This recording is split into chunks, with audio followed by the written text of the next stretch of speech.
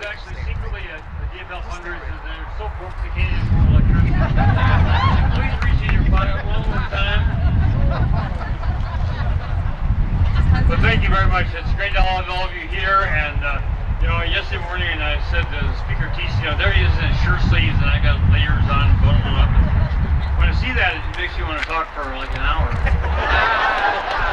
Now I see Senator Carlson here in a t-shirt. I think I'm going to talk for about 2 hours. But you've got a great group of legislators here who represent you so well, and Sandy and Laura and Will have done such a fabulous job. And you know, I was a hockey goalie, so I can make another analogy. When the first 2 years, you know, the goalie's job is trying to prevent bad things from happening. And I did my best, made 57 vetoes and the like, but yeah, and if you want to see what a Republican House and a Republican governor would have in store for Minnesota, look at the content of those 57 vetoes. And look at my opponent who's saying he wants to go all Scott Walker on Minnesota. And that gives you an inkling of what they would have in store. But you know, a goalie can prevent bad things from happening. But he can't, well, at least I never could score a goal. A couple of pros can shoot an empty net, but that's another story. You know, goalies can't win games, they can't make things happen in that way, and so I needed a DFL House, a DFL Senate, in order to get our agenda forward. And the things that you're celebrating here today, like raising the minimum wage, and all-day kindergarten, and early childhood education, and tuition freezes that you were doing so good. State participation and economic development projects all over the state, which have brought jobs. We got 172,000 more jobs in Minnesota than we did when I took office. That's all as a result of having Paul Teese, the Speaker of the House, and Lori and Sandy and Will in the legislature, and we need them back. We need them back badly. That's why we're keeping it going. We need Mike in the U.S. Congress so he can switch that from going a Republican House that obstructs everything. He just wants to bring down a presidency, one where they can work with the Senate cooperatively, constructively with the executive branch, and make more progress out in Washington, which we need. So, Mike,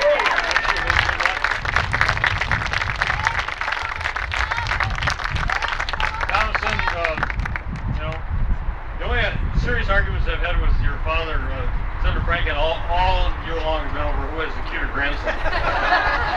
And I'm willing to go head-to-head with him because I believe in Hugo. But I'm not going up against Joe's mother. No way. No, I got to back off of that. Mayor Coleman, thank you very much. You've been a stalwart on behalf of all of us. Thank you very, very much, and thank you for your leadership. And thank you for leading during the times when you and other mayors were constantly facing, you know, more cuts in local government aid and everything the cities need to provide the services, and then they wash their hands of it at the Capitol and say that's all your fault. It's not. And we have a partnership now, and it's important that we go ahead. And don't I have a terrific running mate here?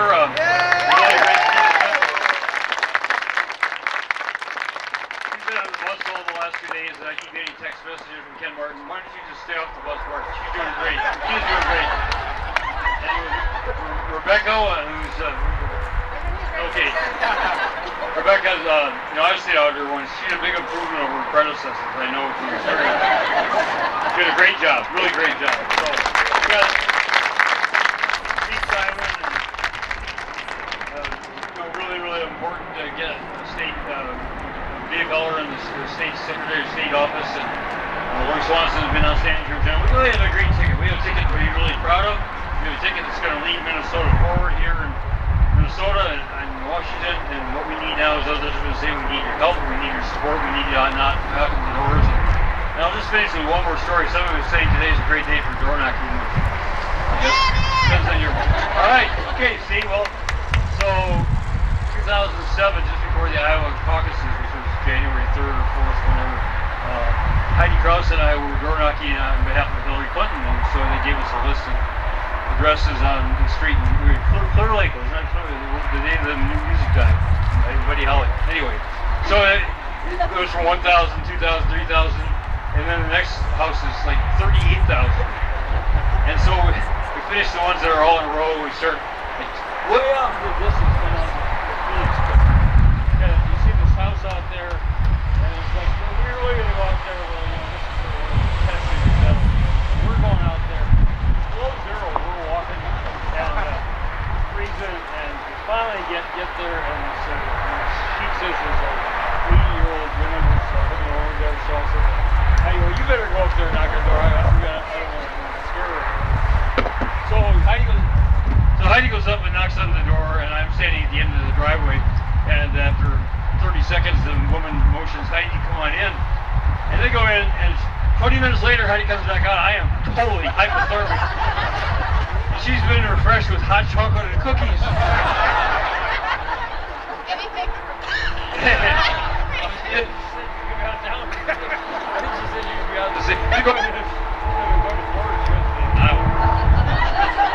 Anyway, but go door knock, bring your hot chocolate with you.